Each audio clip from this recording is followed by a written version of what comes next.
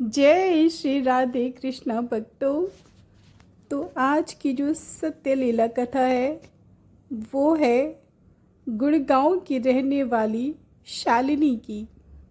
भक्तों, शालिनी की ये आत्मकथा सत्य लीला कथा सुनने के बाद अगर आप भी लड्डू गोपाल के सच्चे भक्त होंगे या फिर आप भी अपने घर में लड्डू गोपाल को विराजमान किए होंगे तो आपका कलेजा ज़रूर काँप जाएगा ये सोचकर कि अपनी मनोकामना की पूर्ति के बाद लोग लड्डू गोपाल को इतना कष्ट क्यों देते हैं। उस नन्हे गोपाल को जो अपने भक्तों की झोली खुशियों से भर देते हैं, उन नन्हे लड्डू गोपाल के साथ कोई इतना दुर्व्यवहार कैसे कर सकता है। जी हाँ भक्तों, तो ये जानने के लिए इस लीला कथा को पूरा सुनिएगा। शालिनी जो कि एक मध्यम वर्गीय परिवार से संबंध रखती हैं, वो अपने पति, सास, ससुर और 2 बच्चों के साथ गुड़गांव में रहती हैं। वो पहले बहुत गरीब थी, उनके आगे आर्थिक स्थिति बहुत ख़राब थी। हर छोटी छोटी ज़रूरतों के लिए उन्हें सोचना पड़ता और अपने बच्चों की पढ़ाई और उनकी ज़रूरत की चीज़ों के लिए उन्हें दूसरों के आगे हाथ फैलाना पड़ता। शालिनी मुझसे शेयर करती हैं कि बहुत सालों से हम पति पत्नी गरीबी और आर्थिक तंगी का सामना कर रहे थे, लेकिन किसी ने मुझे बताया कि आप लड्डू गोपाल की सेवा स्टार्ट करिए। लड्डू गोपाल की सेवा करने से वो भक्त की सारी मनोकामनाएं और कष्ट दूर करते हैं। मनोकामना को पूरा करके अपने भक्त को वो आनंद ही आनंद प्रदान करते हैं। उनकी बात को मानते हुए मैंने अपने घर में एक छोटे नन्हे गोपाल को विराजमान किया, उनकी प्राण प्रतिष्ठा की और खूब मन तन और धन से उनकी सेवा की।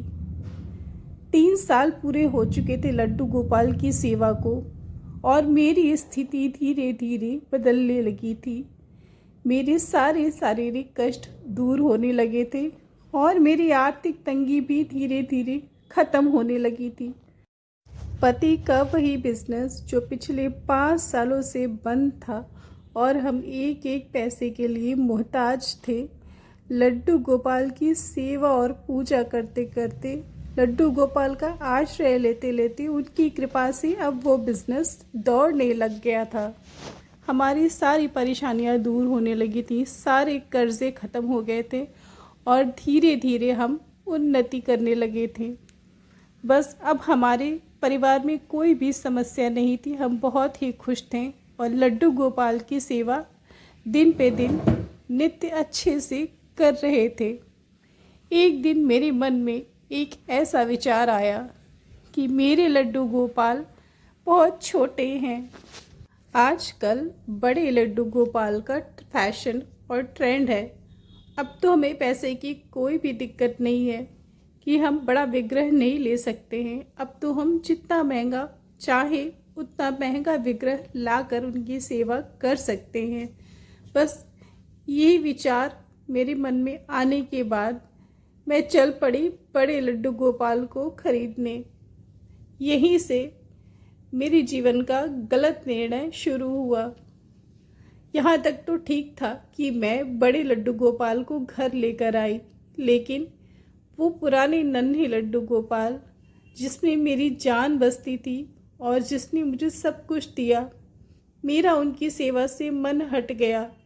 मेरे मन में आया कि अब मैं बड़े विग्रह की सेवा करूंगी और ये छोटे नन्हे गोपाल, इसे मैं किसी को दान कर दूंगी जिनके पास गोपाल जी नहीं होंगे। ऐसा सोचकर मैंने अपनी एक मित्र से बात की कि तुम मेरे नन्हे गोपाल जी को मुझसे ले लो। उसने कुछ सोचा और फिर बोला कि ठीक है, तुम अपने गोपाल जी मुझे दे दो, क्योंकि मेरे पास अभी कोई गोपाल जी नहीं है और मैं सेवा शुरू करना चाहती हूँ, इसलिए अपने गोपाल जी तुम मुझे दे दो। मैंने झट से नन्हे गोपाल को अपनी मित्र अर्चना को सौंप दिया। वो उन्हें लेकर चली गई और मैंने एक बड़ा विग्रह लेकर आया। लड्डू गोपाल के बड़े विग्रह को लाने के बाद मैंने खूब धूमधाम से उनका जन्मोत्सव मनाया। तरह तरह के पकवान बनवाए, बहुत सारे मेहमान आए, कीर्तन किया।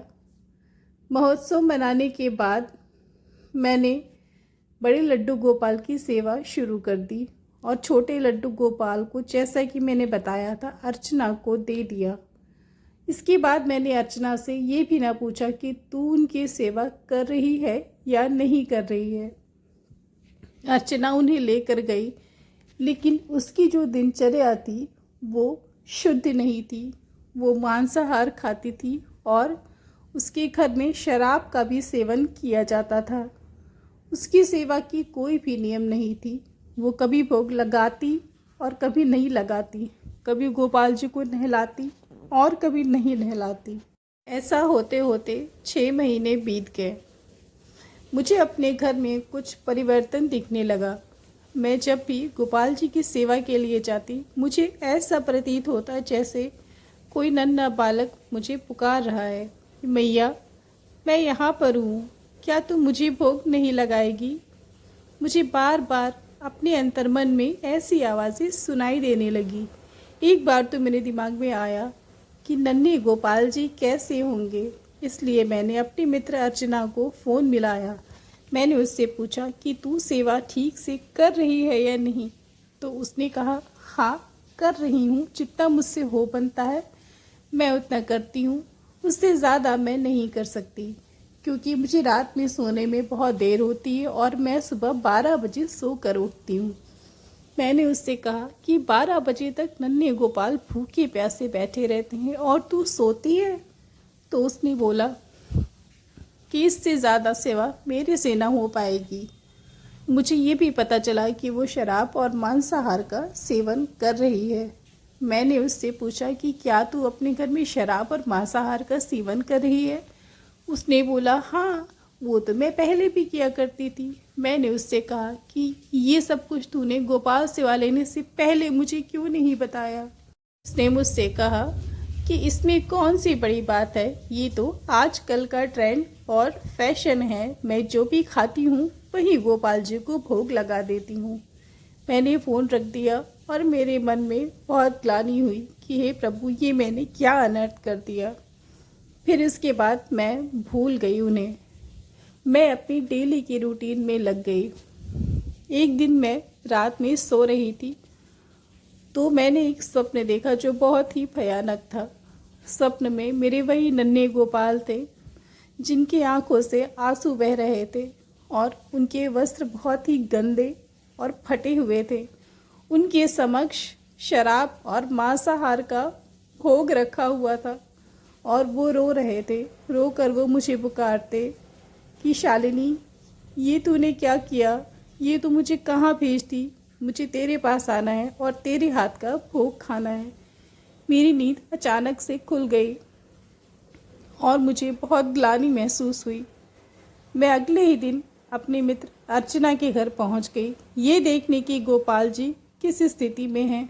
जब मैं उसके घर पहुंची तो मेरे होश उड़ गए और मेरे पैरों तले ज़मीन खिसक गई। उसके घर में कोई भी गोपाल जी नहीं थे। उसकी पूजा वाले रूम में सारे देवी देवता थे, लेकिन लड्डू गोपाल का विग्रह वहाँ नहीं था। मैंने उससे पूछा कि तूने मेरे गोपाल जी को कहाँ रखा है। उसने क्रोधित होकर बोला, कौन से गोपाल जी, कोई गोपाल जी मेरे पास नहीं है। मैंने तो उन्हें उठाकर फेंक दिया। वो कोई भगवान नहीं है, वो तो बस एक खिलौना है जिनका मेरे लिए कोई महत्व नहीं है। मैंने तो उन्हें कुछ दिनों बाद ही घर से बाहर फेंक दिया था। मेरे से उनकी सेवा वेवा नहीं होने वाली है।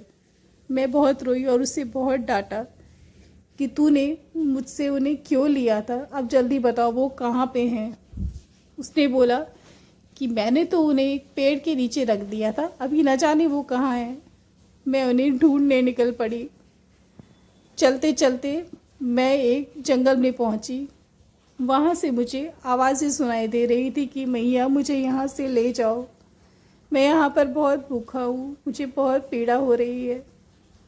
अचानक से मेरी साड़ी का पल्लू एक झाड़ी में फंस जाता है। मैं मुड़कर देखती हूँ तो वहाँ ज़मीन पर मेरे नन्हे गोपाल पड़े हुए थे, जिनके वस्त्र फटे थे और आंखें गीली थीं। मैंने झट से उन्हें उठाकर अपनी आंचल में छिपा लिया और मैं बहुत रोई। मैंने उनसे बहुत क्षमा मांगी और उन्हें अपने आंचल में लपेटकर अपने घर वापस ले आई।